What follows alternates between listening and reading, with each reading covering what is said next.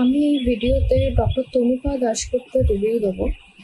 ম্যামের কাছে আমি গেছিলাম একটা ইউটেরাস ফাইব্রয়েডের প্রবলেম নিয়ে।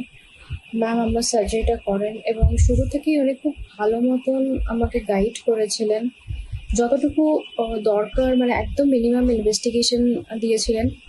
এবং পোস্ট সার্জারি আমার ফ্যামিলির লোকজনকে আর কি, যারা ছিল হসপিটালে, তাদেরকে খুব ভালোভাবে স্টেপ বাই স্টেপ বুঝিয়ে বলেন যে উনি কীভাবে সার্জারিটা করেছিলেন।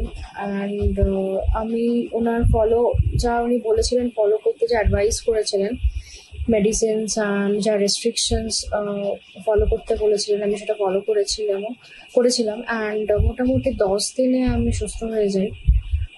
স্টিল উনি আমাকে বলেছিলেন যে 2 উইকস বাড়িতে থাকতে, একটু রেস্ট নিতে। তো সেটা আমি ফলো করি। অ্যান্ড ভালো হয়ে গেছিলাম আমি তারপর।